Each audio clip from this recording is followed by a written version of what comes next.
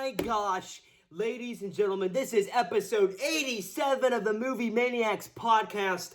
Holy cow, ladies and gentlemen, we just got a deleted scene of the Batman with Barry Keoghan as the Joker. I got this a mere 10 minutes ago. I watched the clip. I didn't know this was coming out. I didn't know if they were ever going to show us anything besides that one scene that we got in the Batman. But holy cow. Ladies and gentlemen, I am shocked, thrilled, riveted to come here and talk about this scene. It dropped an hour ago, and somebody alerted to me that this was out. I clicked on it as soon as I saw it. I had no time to wait. I just watched this scene, and I have some thoughts. I have some fan reactions as somebody who loves Joker, who loves the Batman. I am completely taken aback and riveted by this scene that we just got. When I saw this clip was out, I was a little skeptical. Was it going to be good? Was it going to be bad? It ended up being incredible. I loved this little snippet that we got. You know, when you can listen to Sam and I's review of the Batman, when we got that Joker scene, I wasn't convinced that we needed it. It should have been a post-credit scene. I don't know. And it was something that I had a few minor gripes about, but nothing that stopped it from being a great film. Don't get me wrong. But this scene is incredible. I loved this scene. It has a lot of tension in it. It's, of course, since Matt Reeves is behind the camera, it's beautifully shot. And I wasn't sure from the scene that we got in the Batman that Barry Keoghan was going to be the right Joker, if he was going to be the Joker that I felt that this universe needed. This scene completely has me convinced. We didn't get a whole lot of that, of the look that this Joker was going to have, or how Barry Keoghan was going to be playing this character. But after this scene, you're really able to get what this take is going to be, and yet there is so much more to explore here. I am so I am so overwhelmed and thrilled by what this scene showed us. Honestly, I mean, people had their gripes, oh, the movie was too long and we should have cut more out of it. I wish that this scene was in the movie. It would make the Joker scene that we got make much more sense.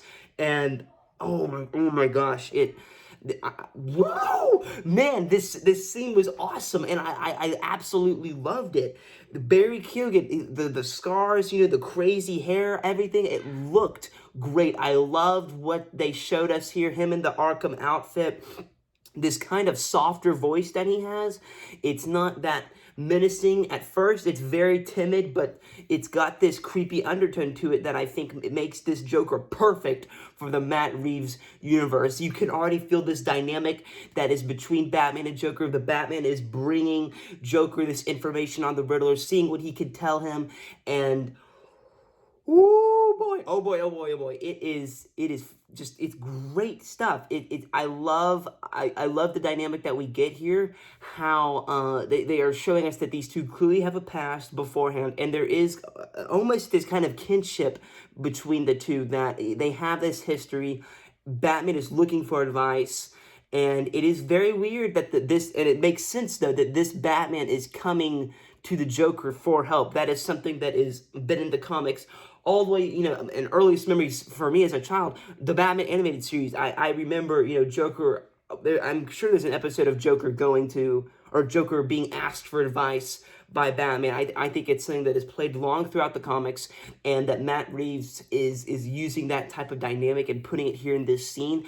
I loved it. I loved every second of it. The build up to the Joker's full look, I think, is great. I love the makeup. You know, obviously people have been talking about how crazy Colin Farrell looks in the movie, and this Joker looks awesome, and Barry Keoghan is playing it perfectly. I love how he's having this soft voice, but you clearly get that he is understanding these situations, and he is in many ways a little bit smarter than Batman in a couple of areas, and he's using that to his advantage. And as the scene and the tension, as it all escalates, we get more and more understanding about what the Joker knows about this killer, how he's already read through this, and that he already kind of has a read on Batman, and that we got little hints that Batman thought that these people might deserve it, these corrupt politicians, that they might have had it coming. There was one scene that we got between him and Jim Gordon that kind of hinted to that. This, I think, is a perfect capper on that idea. I love that they gave us this scene. I wish it was in the movie. Quite frankly, I am a little disappointed that we didn't get it, but I have no complaints here. This scene worked so well for me. I love the dynamic that we get between these two, and man, just the final bit, the Joker's laugh. Barry Keoghan, his take is really just worked for me in this scene. I'm excited for what is to come. I'm sure that we are in store for a great Joker story. Whether that is what the second Batman film needs, that remains to be seen. I'm not quite convinced, but I am excited for Barry Keoghan to come into his own in this universe and show us his take on the Joker, because I think that we're in for something very, very special here. Is it going to be as good as Heath Ledger's or Joaquin Phoenix? That remains to be seen, because this is just one scene, and I'm not sure whether or not that this will reach those heights. But I gotta say, Barry Keoghan is a very good up-and-coming actor. He's taken these smaller roles, American Animals, Dunkirk, even Eternals. I thought that he was one of the standouts performance-wise. He has always impressed me in what he's been in, and I really feel like this is going to be him just showing his full potential and the range that he'll be able to go to. He's an unexpected pick for the Joker, but then again, so is Heath Ledger. It makes perfect sense to me. After this scene, I get it. I wish this scene was in the movie. To me, I felt like it fits. And maybe I'm wrong. I'm not an editor. I'm not a producer. I'm not a director. Maybe that there's something here that I'm missing. But I would have loved this scene in the movie. I think it would have been a totally unexpected surprise. And I know that the last scene for many people in the Batman with that Joker scene, it was an unexpected surprise. But to me, this scene is leaps and bounds above it, because it just gives us that perfect amount of taste on the relationship between the Joker and Batman. Whoa, boy, I'm ecstatic for it. I loved it. I got no complaints here. And I didn't really come in here prepared to say much. All I got to say is that Batman and Joker, them kind of, having that head-to-head moment here in this one scene, but also this kind of sense of almost respect and a mutual respect, I would say, between the two is it's exactly what the comics has always had. And if Matt Reeves is giving us stuff that we have not seen in previous Batman films, and Nolan and David Goyer, they showed us certain aspects of the Batman universe, and Matt Reeves is showing us another side, and a side that I may love even more, with further exploration through this universe, better sequels. I am just ecstatic for Matt Reeves' vision. You guys know that I really did like the Batman. It's become one of my favorite films, quite honestly, and I haven't forgotten about it. I can't wait to watch it over and over and over again. I am just so enthused for what Matt Reeves is going to do for this universe. I think that we're in for something great, something bigger, and man, this Joker scene, it got me. I got chills. I got goosebumps in the final moments of this scene. I was getting goosebumps. I mean, I just loved the makeup, the directing, the way that these two were facing off with one another, and this understanding that Joker had. He's opened up, that he sees Batman as an open book, and that we are getting this dynamic fully fleshed out. It's got me super excited, and I came here, completely unprepared. Don't even have a hat on. I needed to come here and fully state how awesome I think that this scene is, how excited I am for future Matt Reeves, Robert Pattinson Batman, and I knew that I was, but this scene, the hint of this Joker, the greatness that I see here, I see something really great, and man, I don't know what the reaction is going to be to this scene yet. Obviously, I think it's going to be great. I don't see how anybody could have a problem with this scene. I mean, if you had a nitpick for Barry Keoghan in the Batman, to me, I have no more nitpicks, because this scene here gives me a Joker that I am very much excited to explore in future Batman films. So, complete props to Barry Keoghan for really going for this very tough role. I mean, Joker, when this kind of, I don't know if this character is ever going to die off, but there may be a time where people stop playing this character, but the the effect that this character has had on pop culture, on movies, on books, just in archetypes. This is a legendary character, and for Barry Keoghan to be going for it, tackling it, it's a very, very hefty task, but you know what? I'm confident that he's going to be able to pull it off. So I'm super thrilled, very much excited for the future. I want them to take their time on this. If the Batman takes 4 years to come out, that's fine with me, as long as it's good, as long as it's great, and if it's better, woo, boy, I think we're in for an awesome trilogy, ladies and gentlemen, and this scene is further confirmation. I loved it. I got chills. It was everything I wanted it to be. I wasn't sure if this Batman was going to work with this version of the Joker, and yet I am fully convinced now that we are in for a great take on the Joker. Check out this scene if you have not already. To me, it was chilling. It was effective. It gave me exactly what I wanted between Batman and Joker. I got no complaints. It was chef's kiss, spot on. Check out this scene if you haven't, ladies and gentlemen. I think that you're in for something very special. If you liked what Matt Reeves did for the Batman, you're going to like this scene. Very thankful that Warner Brothers and Matt Reeves released this scene, showed it to us, because I think for me, it just gets me all the more excited about what we're going to see in this Joker. And honestly, you know, the Matt Reeves was talking about how there was a 4-hour version of this movie, and if it's got more stuff like this that is this effective, if all the deleted scenes are as good as this, I want that Matt Reeves cut. Release the Matt Reeves cut, please, because, man, I would be totally down for a 4-hour version of this movie.